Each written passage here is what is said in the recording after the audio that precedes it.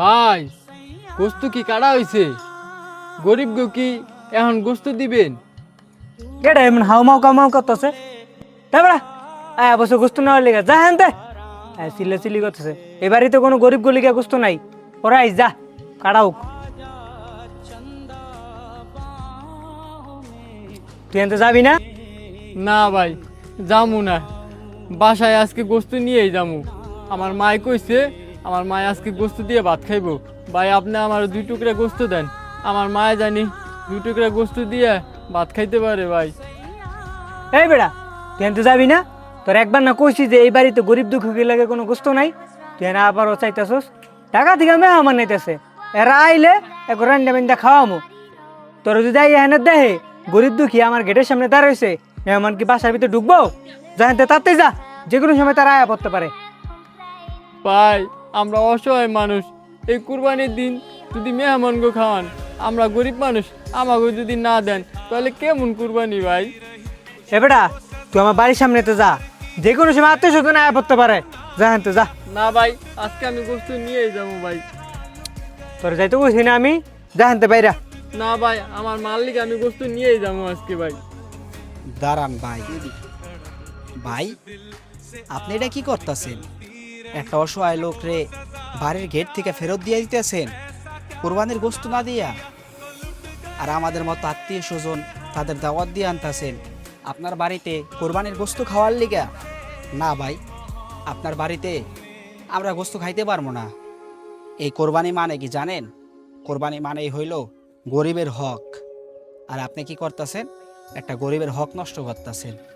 এই লোকটা অসহায় গরিব, আপনার বাসায় আসছে 2 টুকরা গোস্তর জন্য, এটা ব্যাগ নিয়ে আসছে যেন সে শরম না পায়, গোস্ত হাতে করে নিয়ে যাবে এই জন্য।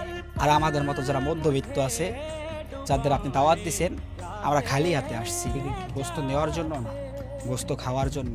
কিন্তু আপনার এই গোস্ত আমরা খাইতে পারবো না ভাই, কারণ আপনি একটা অসহায় মানুষরে আপনার বাড়ি থেকে ফেরত দিয়ে দিতেছেন। আর একটা অসহায় মানুষের বাড়ি থেকে ফেরত দেওয়া মানে আপনার এই কোরবানি আল্লাহ তাআলা কবুল করবো না।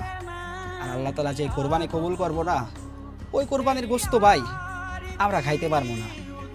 ভাই আপনি আমার সাথে চলেন, আমার বাসায় আমি কোরবানি দিছি, আমি আপনার মাংস দিব ভাই। এই ধরনের লোকজনের বাসায় আর কখনো আসবেন না। এরা হয়তো টাকা পয়সা বেশি পাইয়া মনের ভিতরে অহংকার জমাই ফেলছে, ধনী গরিব সব কিছু ভুলে গেছে। যাদের পকেট ভর্তি টাকা আছে তাদের সাথে এদের মতো লোকজন আত্মীয় স্বজন বানাইছে যেন তাদের লাভ হয়। কিন্তু তার ঘরের পাশে একটা অসহায় মানুষ যে না খেয়ে বসে রয়েছে, এই কোরবানির দিনে তার ঘরে মাংস নাই, ওইদিকে সে কখনো তাকায় দেখে নাই। কিন্তু জিজ্ঞেস করে দেখেন, তার যত বড় বড় আত্মীয় স্বজন, বড় লোক আত্মীয় স্বজন আছে, তাদের বাসায় ঠিকই মাংস বসায় দিছে, কারণ তাদের পকেটে টাকা আছে ভাই। সে টাকা পয়সাকে মূল্য দিছে, গরিব মানুষকে মূল্যায়ন করে নাই।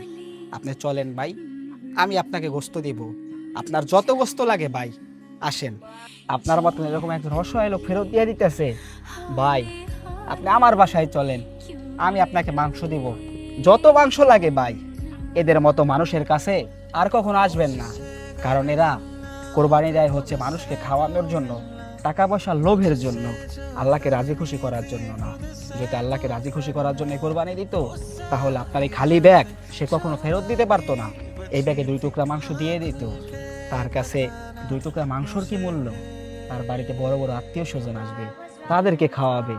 কিন্তু আসল কোরবানি যে গরিব দুঃখী অসহায়ের মাঝে মাংস বিলাই দেওয়া, তাদের মাংস খাওয়ানো, এই কাজটা করবে না। আপনি চলেন ভাই, আমার সাথে চলেন। আর ভাই আপনার সাথে আমার আর কোনো আত্মীয়তা নাই, আপনি ভুইলা যান যে প্রান্ত নামে আপনার কোনো আত্মীয় ছিল। চলো ভাই।